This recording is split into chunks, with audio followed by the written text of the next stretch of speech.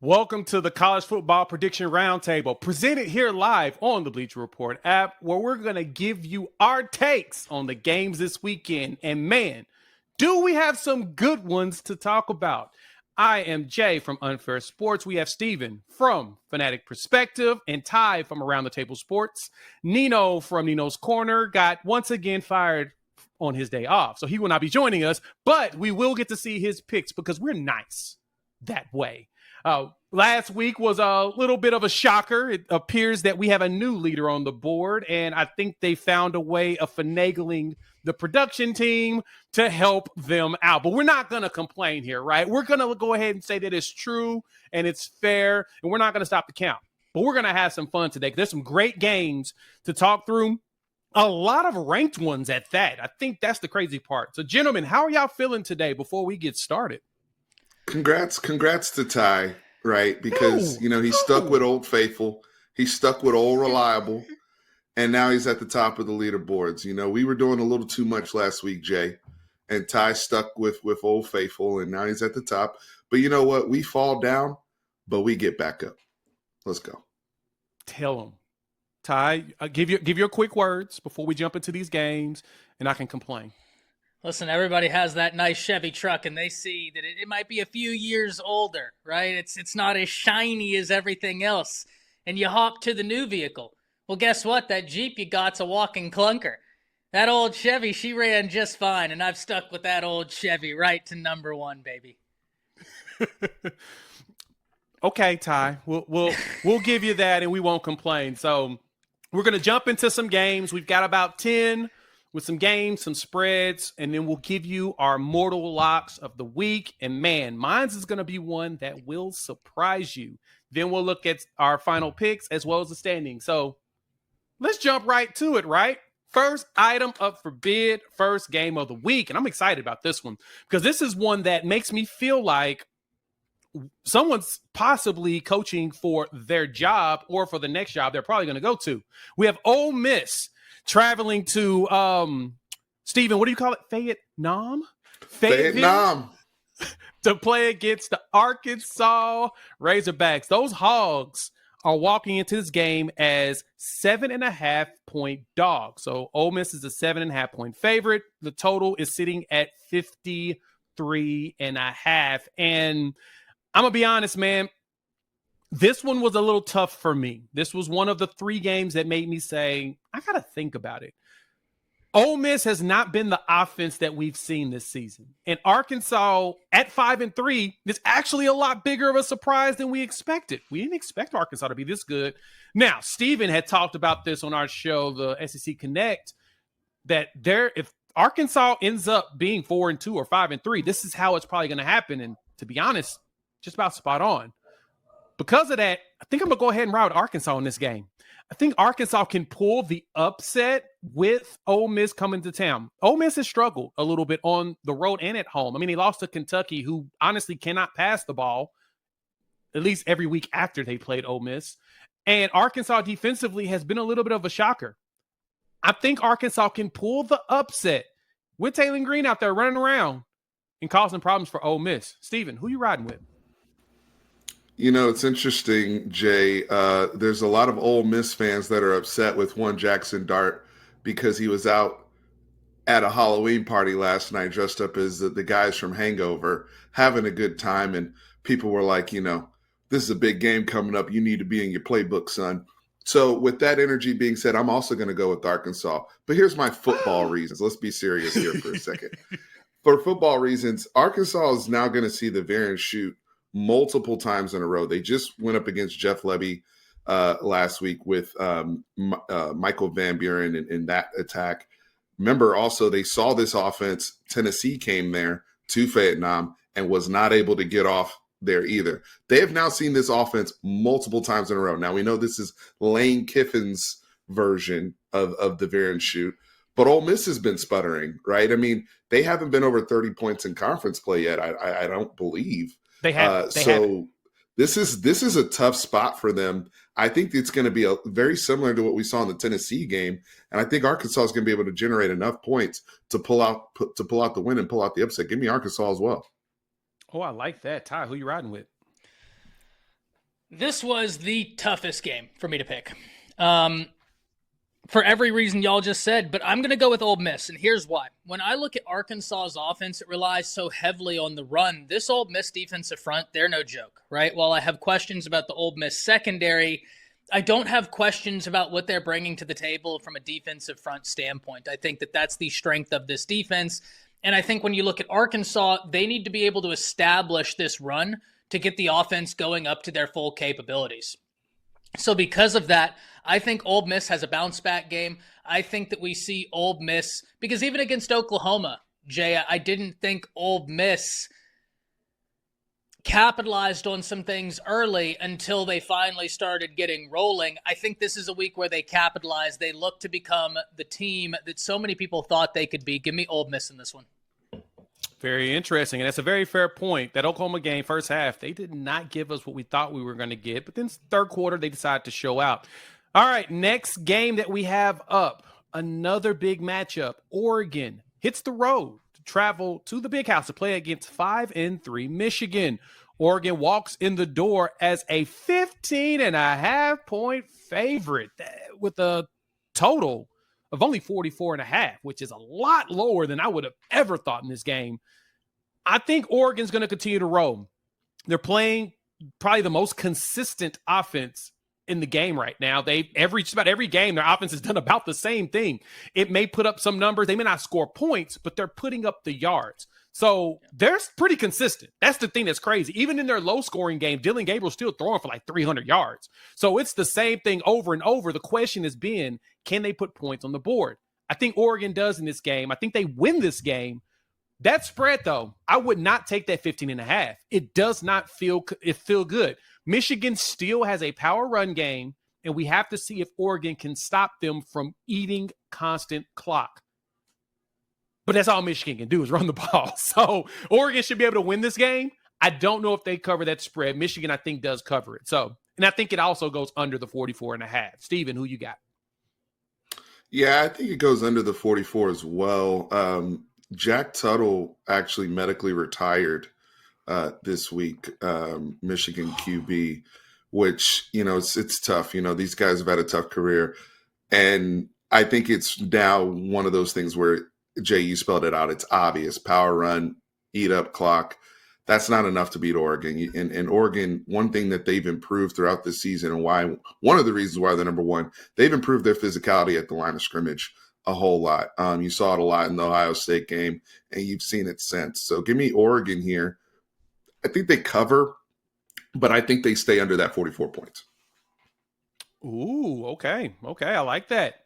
Ty, who you got? I like Oregon in this game to win. Jay, I agree with you. I don't know that I have Oregon covering. So I'm really excited for this game to be in our group chat because I'm not going to lie. Every time that Steven calls a spread, instantly I'm like, oh, man, he's gonna get this one right. So I'm very excited to watch the game in the group chat and then message Steven, hey, great call on Oregon covering, by the way. I didn't foresee that, but you have been automatic there. Gentlemen, Michigan can't throw the ball.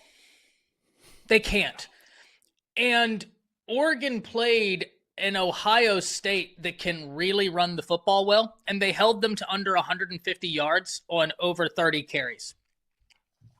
That's an Ohio State where you at least have to still be worried about them throwing the ball. I don't think they're going to be worried about Michigan throwing the ball. Jay, you said it. This Oregon offense puts up numbers. Even if it doesn't result in points, there was one game where didn't they have something like 24, 28 points, and Gabriel was almost at 500 yards. Yep. I was like, how does that happen? They move the ball. I just don't see how Michigan gets this done, and it's unfortunate because I really do like this Michigan defense, but I just think Oregon's the more complete team. I'm with you on there. Yeah, I think it was one of the games earlier in the season. He had like almost 500 yards and they barely scored. I think it was Idaho. I think it probably was. Mm-hmm. But the thing is, they get first downs over and over. And I think they had like 30 first downs in that game, which is wild. Next game. We're riding with. Now, this is a big one. This is a big one because now it's time to really prove yourself. We have Indiana, undefeated Indiana, 8-0 Indiana, traveling to East Lansing to play against Michigan State. The Hoosiers are walking in as an 8-point favorite on the road. The total is sitting at 53.5. And now, gentlemen, this is the one that interests me the most. Curtis Rourke is back. He said he is playing in this game. And Michigan State, of course, they have their new coach. They got Jonathan Smith from Oregon State. He brought his quarterback, Childs, who has been abysmal. More so young. He looks like a young quarterback. And so the belief is, even at 4-4, that's actually a pretty good thing for Michigan State with all the players that left and came back in. But we got to talk about Indiana because they deserve the attention. This is probably going to be win number 9 because I'm taking Indiana in this game. I actually think they cover the spread too. Mike Shanahan Jr. is out there cooking with that offense. They're playing great ball. And Indiana better pony up the money like they normally do for basketball to make sure they keep Cignetti and Shanahan there at that team because they need them. You cannot lose them. And they put some towels on the seats last game that had like the cigarette logo with Cignetti. Chef's kiss. Give me Indiana. I think they win this game, and I think they win it with ease as Michigan State is still in a quote-unquote rebuild. Stephen, who you got? Yeah, I love Indiana here as well, Jay. Curt Cignetti, I mean, he's done an amazing job, 63 years old, and he's pulling up on people why he should have been a coach a long time ago at this level. It's just Google me, right? I'm surprised he didn't hit him with yellow page me, brother. Web crawler. MapQuest me, my guy. MapQuest me, my guy. Find me out in the encyclopedia, my boy. But anyway, Curt Cignetti, unbelievable job he's done there. This defense too, Jay, right there with the offense. Last week they start out and get a pick 6. And they're also making big plays all over the place. They play complimentary football. They took care of their backup quarterback when he was in there, Taven Jackson, last week. He played with confidence. So if Curtis Rourke is not 100%, we have confidence that they can still play with the backup. They can run the ball. They play defense. And Aiden Childs, as talented as he is, he does make big plays, Jay. But there's just too many mistakes. There's too many turnovers. I mean, he throws so many interceptions. So I just don't see how Michigan State's going to be able to keep up here with those mistakes. I understand. Ty, who you got? I don't have a lot to add to this. Indiana is the team, ladies and gentlemen. And every year there emerges a team or two that even if you thought they would be good, did you foresee this? The answer for me with Indiana is no. No, I mean, I like the moves they made, thought they'd be improved. I didn't see this. I think Steven hit the nail on the head. Regardless of the quarterback situation, they just got another guy experienced against a Washington team. They're out there doing their thing, right? Like, I'm not going to sit here and say Washington is the Washington of last year, but I also don't just think they're a terrible football team. They're good. Indiana handled. I think Indiana is going to handle against Michigan State as well. Really big fan of everything they have going over there. Great moves, and listen, all the more power to them. I've been having a lot of fun watching them. Love to hear that. All right, next game. This is going to be a fun one. Got a rivalry. Florida, Georgia, Jacksonville. World's largest outdoor cocktail party. The one that we all love to talk about. The Bulldogs walk in here as the home team jerseys. 14.5-point favorites. It opened at around 15 and a half in some books. Over under set at 51.5. I don't have a lot to say on this besides the fact that Billy Napier is definitely coaching for his job. Even at 4-3, this game is big for him. He needs it. He needs to find a way. If he can win this game, his job is secured for next season. He loses. He's got a couple opportunities to get to 6-6, but yeah, man, it's going to be a tough road going forward. Georgia, looking to get their 4th straight win in the series. I think the Bulldogs win this game. This is who I'm picking. They're just going to muscle Florida in this game. And that's really it. And Lagway, being a freshman, 5 touchdowns, 5 picks. He looks good, but he's still making young player mistakes. And it's okay. He needs to learn from it. Napier's doing a good job of letting him run the offense. He should have played him a lot earlier, but I digress. I think Georgia does win this game. And I think they just missed the cover and win it by 14 points. Steven, who you got? Yeah, I don't know if it's fair to expect Billy Napier to win this football game, especially It Georgia. isn't. Georgia didn't play last week, so they got, 2 weeks of prep for this? They're coming off the Texas game. So off their best defensive performance, right? And they're at a point right now where I just think they're humming. They finally have the front end and the back end playing on the same sheet of music. And that's a big deal. Those kids have been talking about that a lot over the last couple of weeks of why they had so much success in Austin. DJ Lagway is a problem, though. He can create a lot of big plays, deep throws downfield in combination with that run game. So that's married up really, really well for the Florida offense. I just think that if DJ Lagway in year one I don't think it's going to be enough.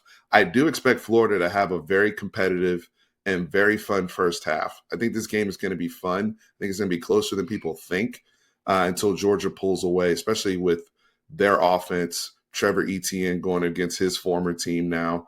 It's going to be, there's that storyline here as well. But give me the Georgia Bulldogs. They're going to win the game. I think they ultimately cover. But I think DJ Lagway is going to have people kind of say, hey, next year we don't want to see that guy in year two. I think those are going to be some of the things that we talk about after this game. I totally agree with you there. Nobody's going to want to see that dude next season. Ty, who you got?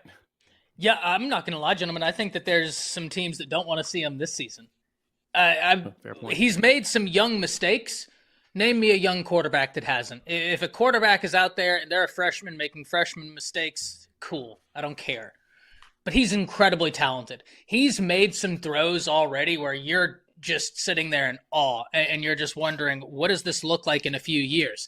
I think this game is going to be closer than a lot of people have it. I have Georgia winning, though. Here's why. Because as much as I think Florida is going to be able to benefit from Carson Beck being turnover prone, right now, Jay, you said it best. Lagway's 5 touchdowns to 5 interceptions. He, too, has turned the ball over because he's young. Well, Steve, y'all just played Georgia. What did that defense do? They showed Quinn something before the snap, and when that ball hit his hands, he looked up and said, oh, this isn't even remotely the same at what I was just looking at before the snap. Everything I thought that was going to happen, it's not the case anymore. Georgia's defense does a good job of showing you pre-post-snap differences. I think that's going to cause complications for a young quarterback. I think Lagway's still going to play very well. I think he's going to impress a lot of people, but he's just very young. He's just very young. And because of that, give me Georgia to win this game. I want to add something to what Ty said. Yeah, the picture changes for these young guys, right? I mean, with Georgia. And the other thing too is the narrative with Billy and Billy Napier, right? Let's talk about that real quick. He has to get to 6 games. He needs to get to a bowl game. He's got Florida State in his back pocket. Okay, so that's 5. They're gonna whoop Florida State. Can they figure out how to beat LSU, Texas, or this Georgia game? And then I think somebody else is on the schedule, maybe or maybe not. But out of those groups, they got to figure out how to beat one of those teams, right? So that's a question also for the chat to discuss in terms of Florida's remaining schedule, including this game.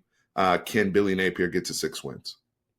Yeah, 4 straight ranked games. You've got Georgia, Texas, LSU, and then Ole Miss before Florida State. With Ole Miss was the one I forgot. 2 of those being on the road. You've got Texas and Florida State on the road. Georgia's the neutral site game, and then LSU and Ole Miss are back-to-back home games with no bye weeks. So they're literally playing 5 straight games. Oh my gosh! So technically, that Florida State game could be a problem for them because it is the 5th game in 5 in a row. They're going to beat one of those other teams. I think they're going to figure it out. I think they're going to get to 6 wins. That is a possibility. Very good point. Very good point. Build that man a statue immediately.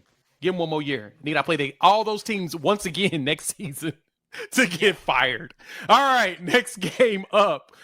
We've got another ranked game on the road. Number 17, Kansas State travels to Houston to play against the 3-5 Houston Cougars. Kansas State's a 13-point favorite. The Cougs will be rocking the old school Houston Oilers jerseys. I love the little powder blue looking like Ole Miss or whatnot. Pretty impressive. I don't have much to say in this game. Houston pulled off a win against TCU and Utah. So they've won 2 of their last 3 games. Losing at Kansas to an atrociously bad Kansas game. I got Kansas State winning this game, and I got them winning big. The total's 45.5. Unless there's storms down there that I'm not aware of, game conditions look like it's going to be nice and 82 degrees.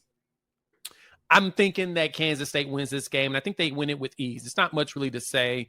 Avery Johnson's playing really good. DJ Giddens is a elite back for what they're using him for. He just runs through people. So give me Kansas State, and let's move on. Steven, who you got? Yeah, I won't be too long on this one. Give me Kansas State as well. They had their scare last week with the Kansas game, but they figured it out. They did not play well, so I don't see them not playing good football under Chris Kleiman back-to-back weeks. That typically doesn't happen. I think they refocus here. And Houston has given some, even though they haven't been good, they have been competitive against some good teams and played some people tough. So I think they'll have Kansas State's attention. And I think Kansas State can see the end of the road here in terms of path to get to the Big 12 championship game. So now it's really time to lock in and, kind of finish that goal after they got off to such a great start this season. So give me Kansas State here. Yeah, Willie Fritz's guy, Houston actually fighting. They just can't close out any of the games. Ty, who you got? Kansas State. Whenever I look at Houston, they're just outside the top 60, I think 5 rush defenses in college football, averaging 4.3 per, given up on the defensive side. Giddens is averaging 6.5 per.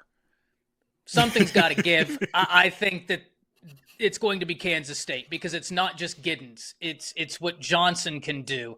And this is just a very well-coached Kansas State team. I think Houston has had some games where they've made you sit there and ask who they are, not if they're a great team, but simply who are you? I don't think who are you is enough in this situation to beat Kansas State. I like that. All right, next game. This is going to be a fun one. We've got Texas A&M. 7-1 Texas A&M at that. Traveling to play against South Carolina out in Columbia. Now, this one's what intrigued me the most. A&M is only a 3-point favorite in this game. 7-1. Texas A&M is only a 3-point favorite against South Carolina on the road. That's intrigued the heck out of me because that South Carolina defensive front is stupid good. Kyle Kennard's going to be a first-round pick. We're done. Dylan Stewart, if it's a weak draft, he will be Jadeveon Clowney. He will be drafted number 1. Their line is just dumb. And they get to every quarterback that they played against. They gave Bama hell. They gave Ole Miss hell. Even though they lost 27-3, they gave them hell. They're tough. Their offense is always the question. And it sounds like Wickman is going to be the starting quarterback in this game with Marcel Reed coming back. South Carolina actually does a decent job on the run too. But I'm going to go ahead and pick Texas A&M because I think that they can win this by just muscling their way to the W. It's going to be a tough one. I mean, Shane Beamer's going to throw all kinds of stuff at Texas A&M, but I think their defense does a really good job, especially in the second half of closing games out. This feels like I am thoroughly impressed with what Elko has done, while at the same time reminding people that Elko is coaching his own kids he recruited 3 years ago. That helps the hell out of you on defense. So I think Texas A&M wins this game. I think it's a close one. The over-under is the total is at 43.5. I think they actually hit that number, but I think they do cover the spread very slightly. Steven, who you got? This is a tough game because I understand the spread. I totally understand it because the thing is, Marcel Reed, what he did in that LSU game was electric, right? He completely flipped the game. That and LSU's incompetence with special teams. Those two things completely flipped everything in College Station, a game that LSU had a lot of control. If you really look at the first half and how Garrett Nussmeier was moving the ball all over the Texas A&M secondary. But once they got going with Marcel Reed in that run game, the defense came to life. You saw that front seven for A&M that is just so nasty, and they've been consistent all year. I'm looking at Lenora Sellers of South Carolina. Can he take advantage of the 93rd ranked passing defense that A&M has out there? Because they can be exploited. but it requires you to also hang in there against that pass rush and those boys up front. And I don't know if South Carolina can generate enough in the throw game to do it. But I'm not. That's why I'm really battling this one, guys, because I want, as bad as I wanted to pick South Carolina, I think the atmosphere Saturday night is going to be even better than it was when they had game day there for LSU. I think it's going to be crazy because it's a night game. Give me Texas A&M to pull this out. I think Colin Klein is going to have to use both quarterbacks. Play them both. See if South Carolina prepped for both guys, because Coach Baker and LSU did not install any keys for Marcel Reed, which was coaching malpractice, considering Marcel Reed had started 4 games already this season. And he didn't go crazy like that against the other teams. That was coaching malpractice that occurred. So if I'm Texas A&M, I'm going right back to that well. If Connor Weigman is going to be on some BS today, then I'm going to go right back to Marcel Reed. Or I can start Marcel Reed and go to Weigman and flip it like Missouri game, where Missouri was prepared for Reed and Weigman came out there balling. So I just think A&M has more paths, so I feel comfortable picking A&M. But I think I would not be surprised if South Carolina pulls this off. Their defense is fantastic. Ty, who you got?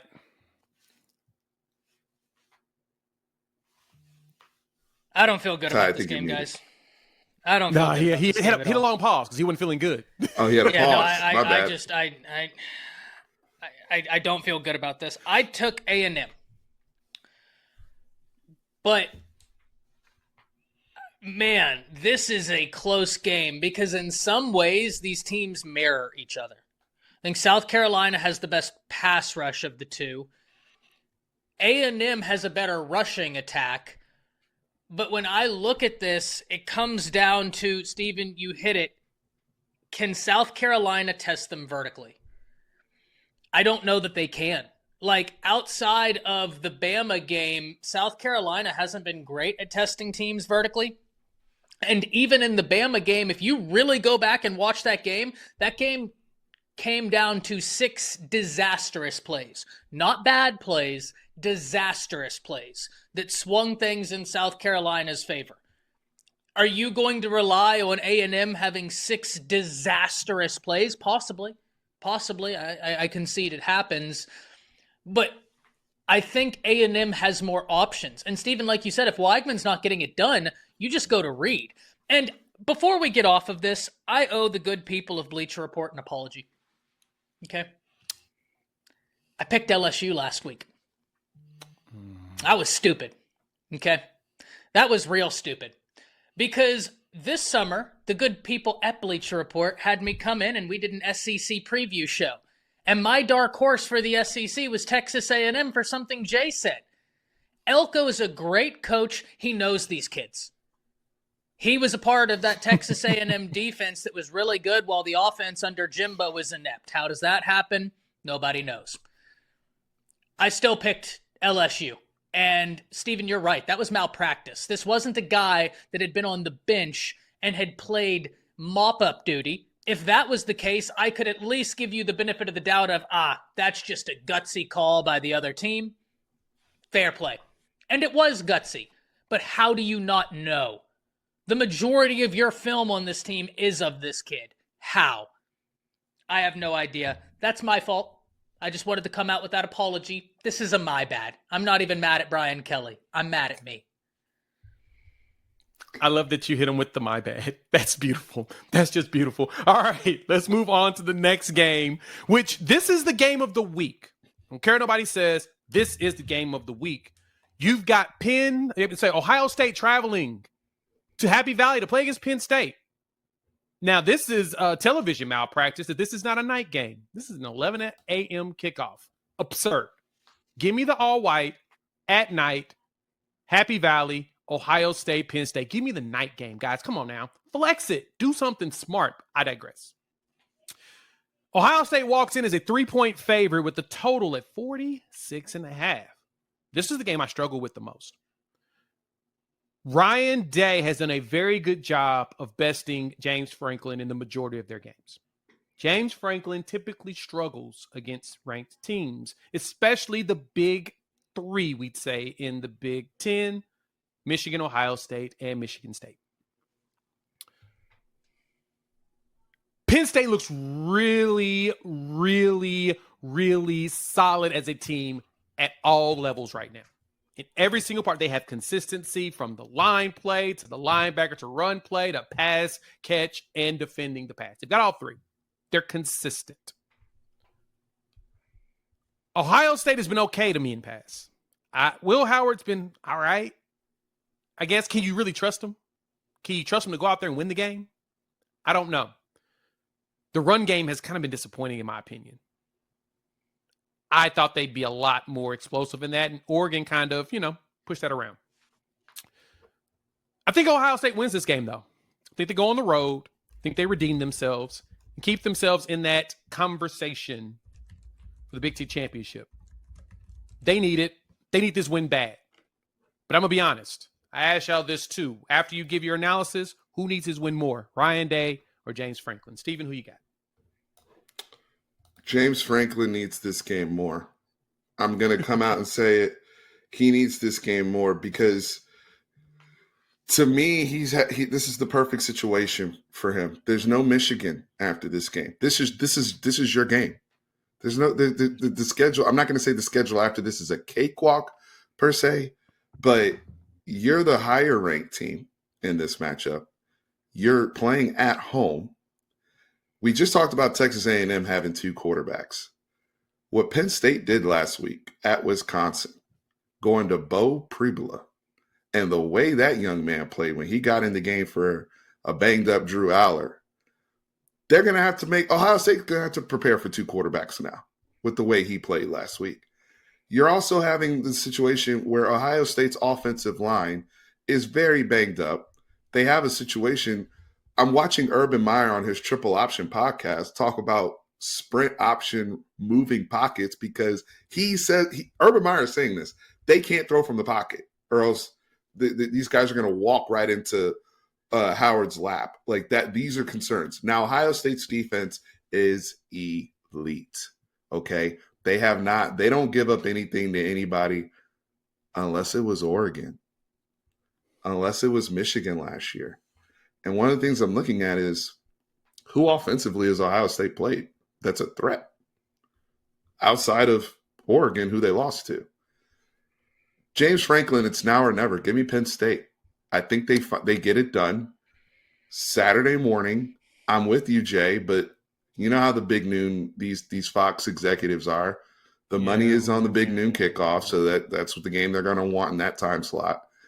But James Franklin, it's now or never, man. And let's not act like Ryan Day has this awesome record against top 5 teams either. James Franklin's challenge has more so been he loses to teams that are ranked above him.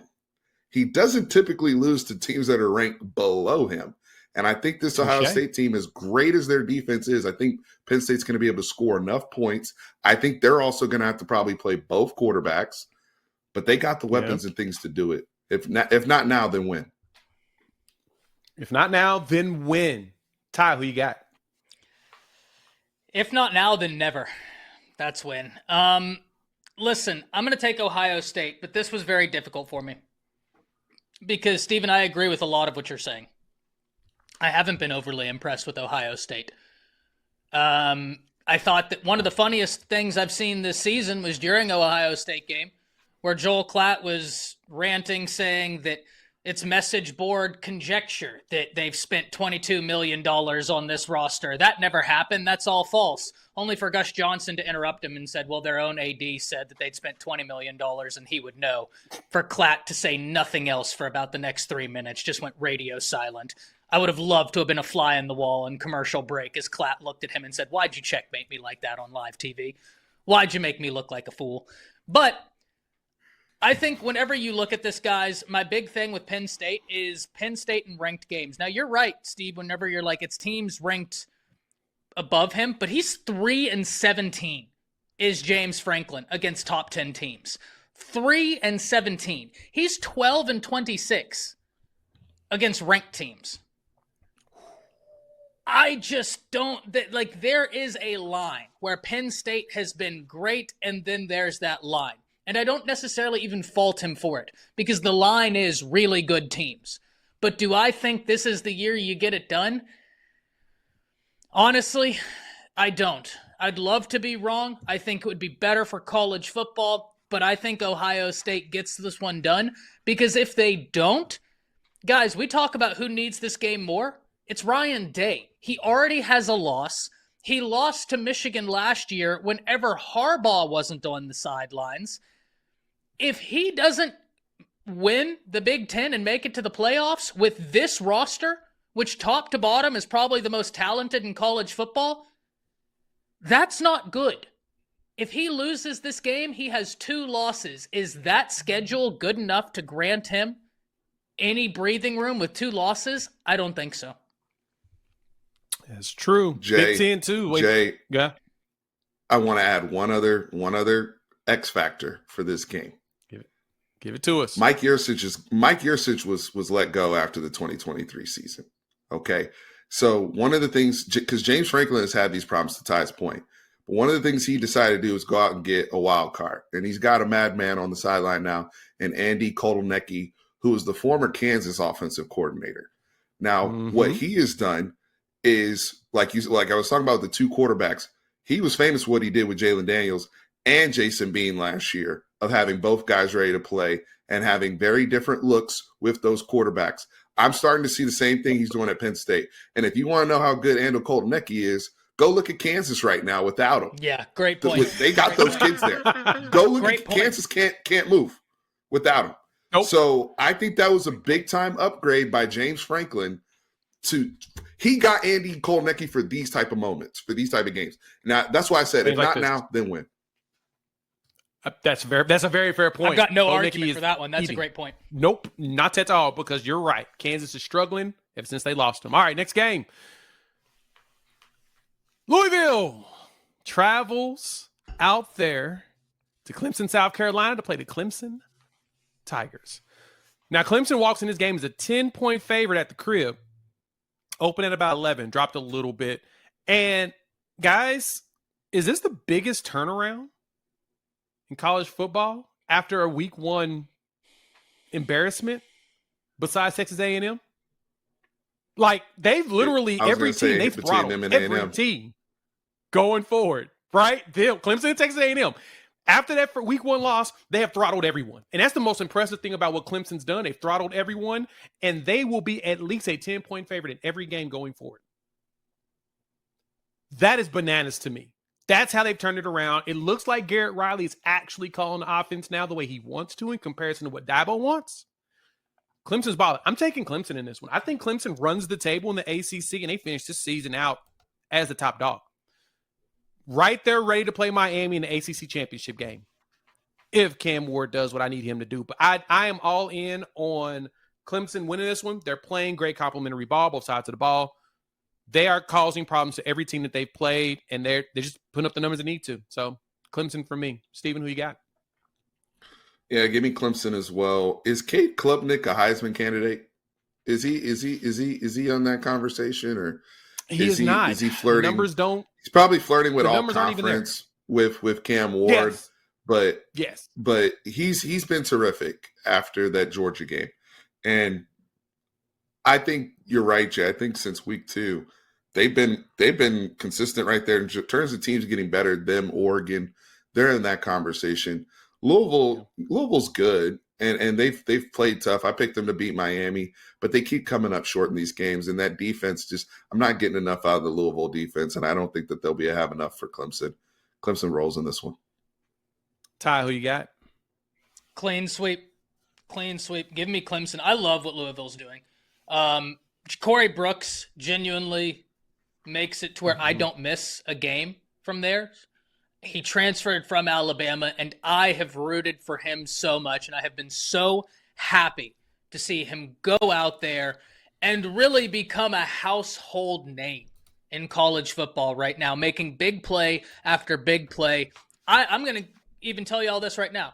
I think he makes more big plays against Clemson, only increasing his draft stock.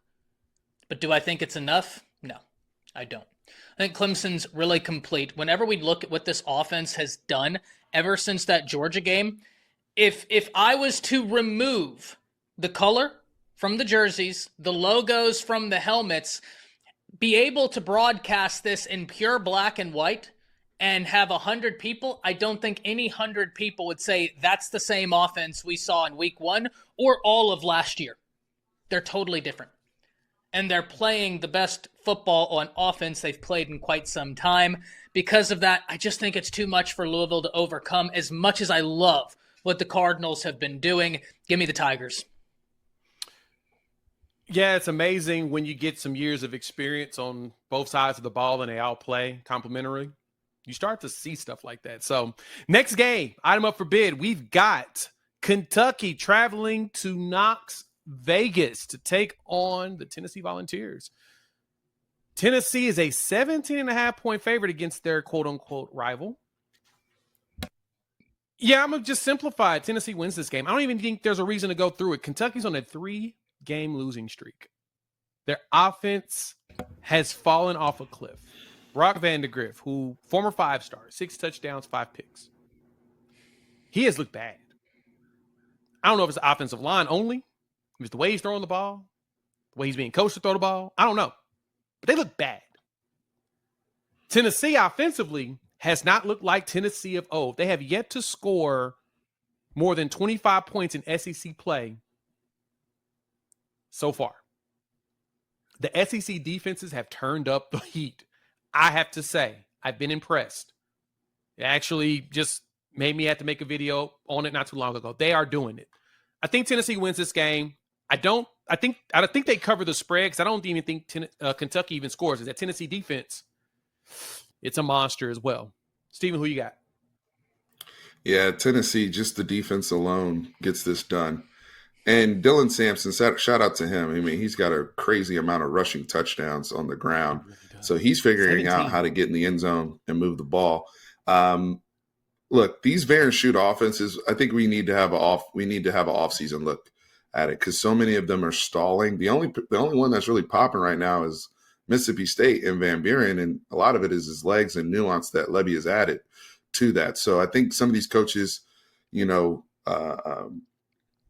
mean, in this case, Heupel's going to have to add some nuance to that for Nico, as well as for his NFL sake, because this isn't the base of this. And I know what they did with Hendon Hooker and whatnot when they had the real personnel like Cedric Tillman and all those guys, but this isn't – it's not popping like it was. And I think these SEC defenses, to Jay's point, have adjusted. So we need to see that counter in the offseason. But right now, for this particular game, Tennessee's defense is enough. Give me Tennessee to win this game. Yeah.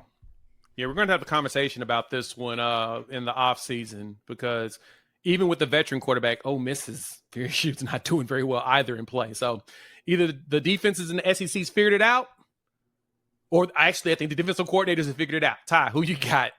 Well, let's have a conversation about it right now. It's both. When we look at Ole Miss specifically, their offensive line isn't great. They get bullied.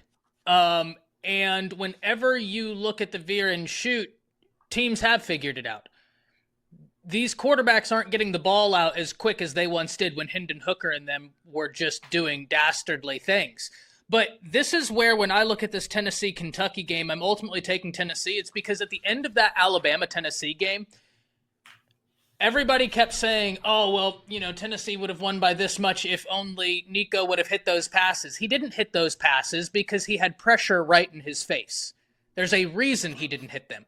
But what did Heupel do whenever Nico did hit the big pass? It was a beautiful play call. Heupel said, okay, we're not able to go through this because they're showing us too high safety off rip, and then they're bringing one into the box, making it difficult for us to run the football, and then our young quarterback doesn't know what's happening. Because I think SEC defenses this year have done a great job at pre- and post-snap. I think part of that has to do with helmet communication, to where they can really get in there and eliminate a lot of what these teams do. But what did Heupel do? He said, okay, my young quarterback is struggling. Here's what we're going to do. We're going to simplify everything. We're going to give him one read. He's only going to have to read half the field, and we're going to roll him out. That way, if the pocket collapses, he's not in the pocket. They did that. He threw an absolute beauty, connected on the throw. Great coverage even by Alabama. Just a great throw and a great play design. I think we're going to see more of those wrinkles from Tennessee. I think in that play, to me, that showed a lot of Heupel being able to adjust, say, okay, what we're doing right now isn't working. Let's simplify this a little bit with some of our base concepts. They've had a bye after the Alabama game to continue working through that. Because of that, I think Tennessee's offense is going to be better than we've seen them for a few weeks, and this Tennessee defense is already so darn good. Tennessee's going to win this game and win it handily. All right. We got a really fun one. This one's going to be a good one. ACC, probably game of the week. You've got Pitt traveling to Dallas. Probably. Pitt traveling to Dallas to play against SMU. Undefeated Pitt. 7-0 Pitt to 7-1 SMU. Right now, SMU is a shocker. 7-point favorite at the crib. That, to me, does not make sense, except for when you look at the depths of it. Kevin Jennings took over the quarterback spot. They finally put the trust in him. Ever since he started, y'all know he's thrown for 250 yards at minimum in all 4 games, his last 4 games.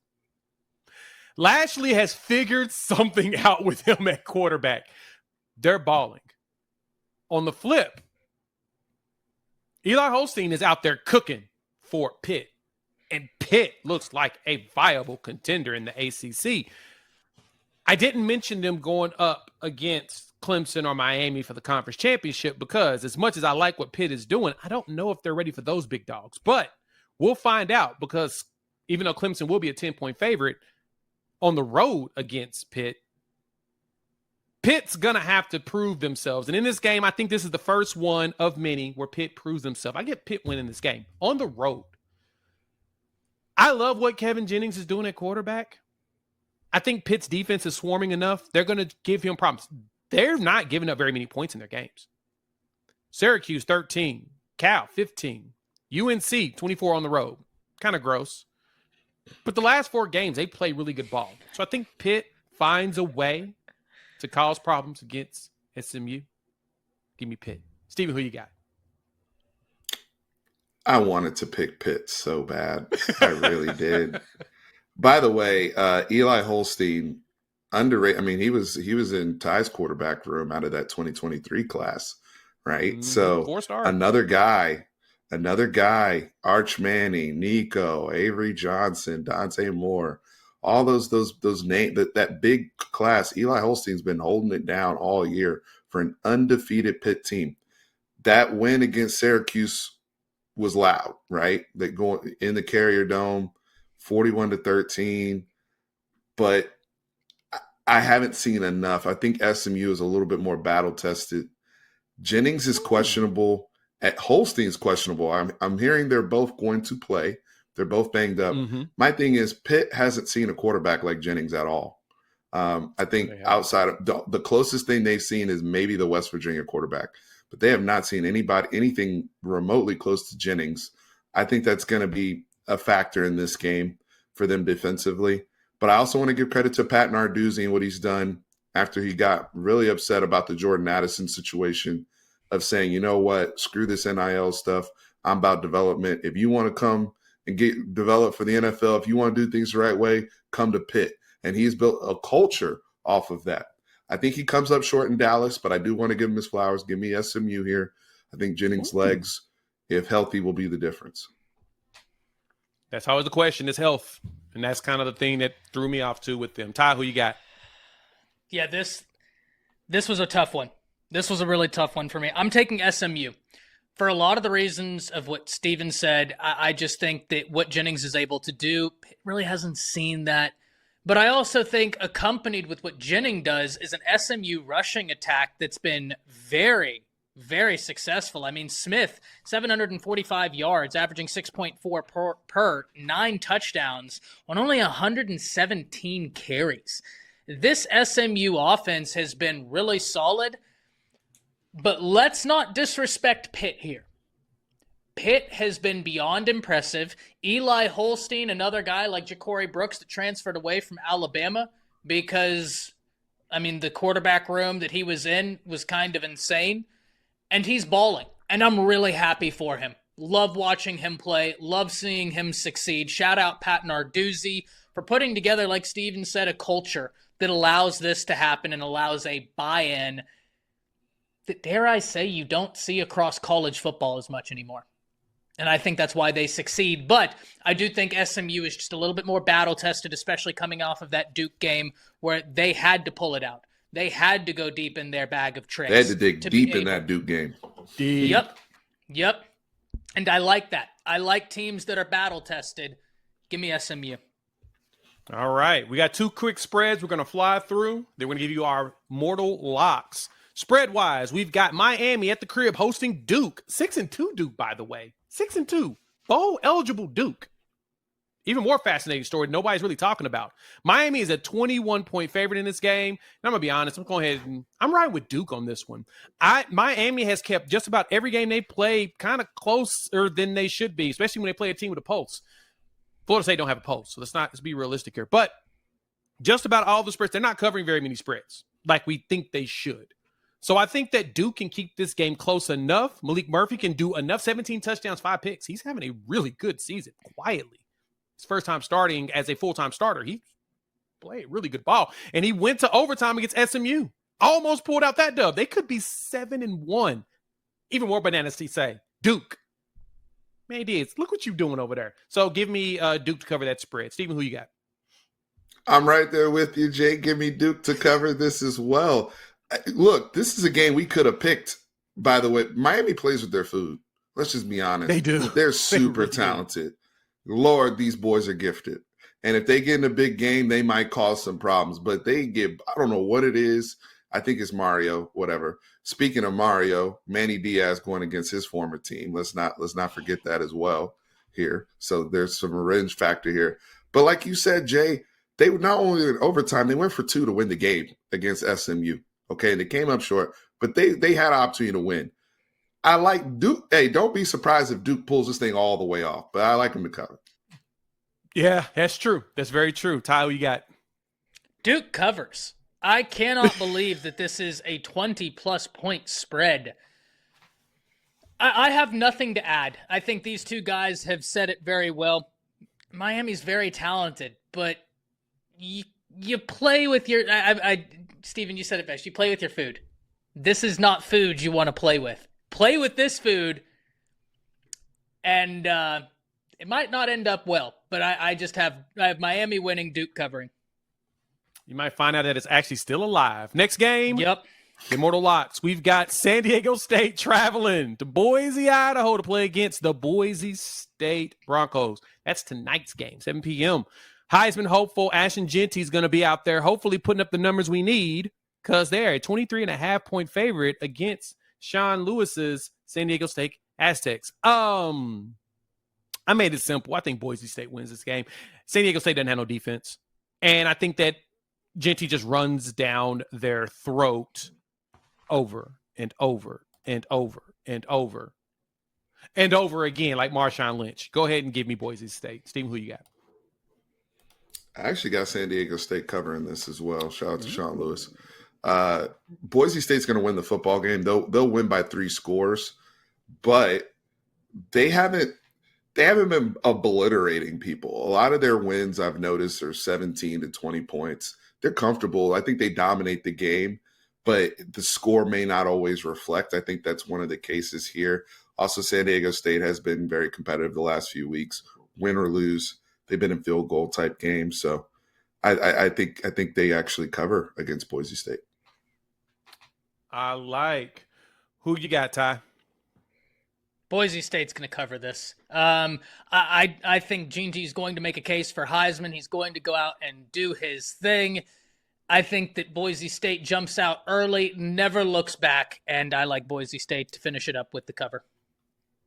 I love that. All right, Mortal Locks. I'm going to give you all the picture of the picks and our standings. Mortal Lock of the week for your boy. I think that the nail goes in the coffin of Trent Dilfer. Tulsa goes on the road, beats 1-6 UAB as a 2.5-point dog, finishes that boy off. I think he gets fired right after the game. Give me Tulsa plus 2.5. Actually, give me Tulsa money line. I'm done. Tulsa money line to win that game on the road. That's a goodbye. Goodbye to Trent Dilfer. Steven, who you got?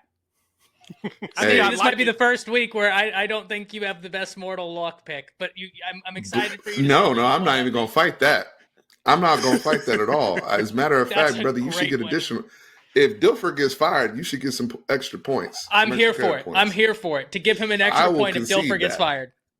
Yeah, if he gets fired, you get points. I'm going Illinois money line. I'm going with the team that I backed all year long against Minnesota. They are home dogs to Minnesota. And I know Minnesota tore up Maryland. And Brosmer's been very impressive at quarterback, short to intermediate passing. But Minnesota has struggled to run the football. And you're playing into their strength is playing into Illinois' defensive strength. Illinois, they had that Oregon game. Oregon showed you, hey, we're the best team in the country right now type stuff. So I'm impressed that they covered. But this is a game where Illinois is still having a great season. They want to prove exactly why and finish strong. I got Illinois winning at home, money line upset over Minnesota. Ty, give me that lock. Once again, I think Steven has a great pick. Every week I always love his. But Jay, you take it this week. That's a Jay great got one. it this week. But for mine, gentlemen, get ready. And I hope you're going to shower after this because we're going to roll around in the mud a little bit. We're going to roll around in the depths of the Big 12. I looked at the picks this week and I saw Arizona versus UCF. And for some inexplicable reason, UCF is a 6-point favorite. Now, both of these teams have been dog water. They've been bad, real bad. But Arizona can throw the ball. UCF can't stop a running nose on defense. They're 107th in the nation in pass defense. Who's going to cover McMillan? I'll tell you who. Nobody. Give me Arizona money line. I don't even like them to cover. Give me money line. We're a bunch of pigs rolling around in the filth. But that's a pick that you can take to the bank. Ew. All right. Go ahead and put up those picks for us because, gentlemen, I'm going to be honest. Those two games were games I looked at for money line. I need points. I need to come back.